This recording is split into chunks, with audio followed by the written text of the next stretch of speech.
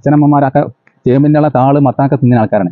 പിന്നത്തെ അതിന് മാറി ആ സിസ്റ്റം മാറിൻ്റെ സംഭവം വെറും ചിക്കനും ബീഫും ആടായിട്ട് പോയി. ഇപ്പൊ നേരെ മറിച്ച് വീണ്ടും നമ്മൾ പയതിക്ക് വന്നു കഴിഞ്ഞു. ചേമ്പിൻ താളും ചേമ്പും ചേനയും പയറ്റിൻ്റെ ഇലയും എല്ലാ ഇലകളും മത്തൻ്റെ ഇല ഇളവൻ്റെ ഇല ചീര മൊത്തം എല്ലാം ഇലവർഗ്ഗം തിന്നുന്നുണ്ട്. അപ്പൊ ഇതിനിപ്പോ ഡിമാൻഡാ.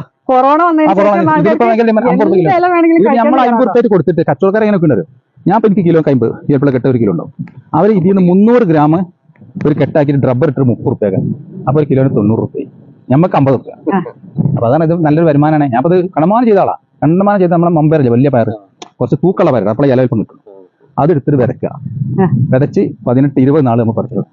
ചീരമാതിരി തന്നെ നല്ല ടേസ്റ്റാണ് തിന്നണോക്ക്, നല്ല ഗുണം, നല്ല വരുമാനമാണ്. അപ്പൊ ഇതേമാതിരി എല്ലാം ചെയ്തോളി. ഇപ്പോഴത്തെ അവസ്ഥ ആരും ചെയ്യാത്ത കൃഷിയാണ് പയറിന്റെ. ഇപ്പൊ ശരിക്കും പറഞ്ഞു കഴിഞ്ഞാൽ ആൾക്കാർ ആഴ്ചയിൽ ഒരു ദിവസം ഇലക്കറി കഴിക്കാത്ത എത്രയോ വീടുകളുണ്ടെന്നറിയോ. ഇലക്കറി ഇപ്പൊ വീണ്ടും നമ്മൾ വന്നു പഴയ സിസ്റ്റത്തേക്ക് വന്നു. ഇപ്പൊ ചേമ്പിന്റെ ചിലപ്പോൾ നമ്മളോട് ചോദിക്കണ്ടേ ബിലാത്തി ചേമ്പിന്റെ തണ്ട് ഇല, അതേമാതിരി വായത്തട്ടൊക്കെ ഡിമാൻഡ്. അവരെ സീസൺ 5 റുപ്യ നമ്മൾ $1, അതും കൊടുക്കുന്നുണ്ട് മാർക്കറ്റിൽ. എല്ലാ ഇലവർഗത്തിനും കൃഷി നഷ്ടമല്ല, എല്ലാ സാധനം. അപ്പൊ ഇത് ഇവിടെ എന്ന് പറഞ്ഞാൽ ഇപ്പൊ നമ്മളെ ഏരിയയിൽ ആരും ചെയ്യാത്തൊരു കൃഷിയാണ് ഈ പയർ കൃഷി. പയർ കൃഷിയല്ല, പയർ ഇലക്ക് വേണ്ടി ചെയ്യാൻ, അതല്ലാതെ നമ്മൾ പയറിന് വേണ്ടി ചെയ്യല.